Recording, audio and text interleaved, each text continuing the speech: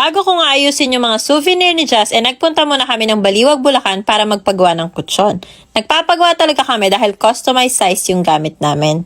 Dalawa nga pala yung papagawa namin. Para sa amin at para sa crib ni baby number 3. 7 days nga lang magpagawa dito at may kasama na ding foam cover. 4 by 73 by 97 nga pala yung size ng sa amin at 7,100 pesos. Yung kay baby naman ay 2.5 by 28 by 52 at 1,100 pesos naman. Pag-uwi namin ay sinimulan ko nang ayusin tong mga souvenir para sa birthday celebration ni Jazz. Nilagay na lang naman isa-isa sa plastic at dinikitan ng thank you sticker.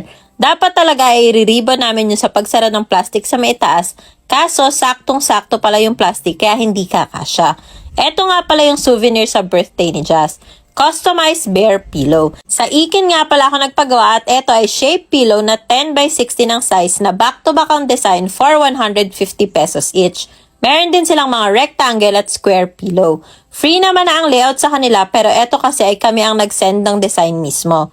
Plinastic ko na nga pala muna lahat dahil parang mas natatagalan ako kapag plastic tapos dikit ng sticker. Pagkatapos ko nga ma-plastic lahat ay inisa-isa ko naman ang pagdidikit ng sticker. Eto nga pala mga plastic at sticker ay free na dito sa bear pillow. 75 pieces nga lang pala itong pinagawa naming souvenir dahil hindi naman ganun karami ang expected guest namin sa celebration ni Jazz. Natapos ko na nga i-plastic at dikitan ng sticker lahat-lahat kaya ipinaplastic ko na ng sama-sama kay Val.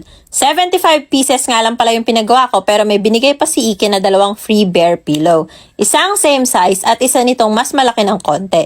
Thank you so much po. Dumating na nga din pala tong package ko from Little Millie PH. Umorder kasi ako sa Barbie collection dresses nila para gagamitin ni Jazz sa birthday niya. Ito yung una na Chloe Barbie dress na medyo pa-backless sa likod.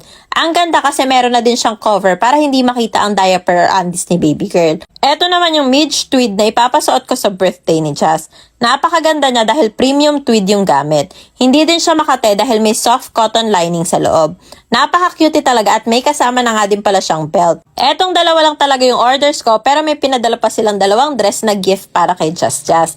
Ito yung una na floral dress. Sobrang cutie din ito. Puff sleeve siya, may diaper cover din at may paribon pa sa likod. Kung naghahanap kayo ng mga dresses para sa mga little girls nyo, check nyo ang Little Millie dahil ang gaganda ng designs at pagkakagawa. Pwedeng pang occasions at everyday wear. Eto pa yung isa nilang gift na Talia tutu dress. Napaka-soft at cute dahil naka-puff din ang sleeves. Thank you so much, Mommy Jean and Ate Millie. Kahoy na charger? Kakaiba, no? Napa-order nga ako agad kasi na-curious talaga ako dito. Eto na yung pinaka-charging cord niya at eto na yung wooden wireless charger. Ang cute dahil may pangalan pa. Kung titignan, para lang siyang patungan ng tasa kapag ka nagkakapi ka. Tinesting ko na nga at sinaksak na tong cord dito sa kahoy. Ipapatong lang din tong phone. At wow, gumagana talaga siya.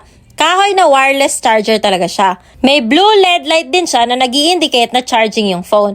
Ginamit ko na din habang naka-MagSafe case at nagja-charge din siya. Maganda to na nakalagay lang sa table or desk para ipapatong mo lang yung phone at diretso charge na. Personalized nga din pala to na pwede nyong palagyan ng name. Naka-engrave yung name kaya maganda siya. Pwede din kayo mamili ng font style na gusto nyo. Napakaganda din itong ipang regalo o ipang souvenir. Oh, alam nyo na ha.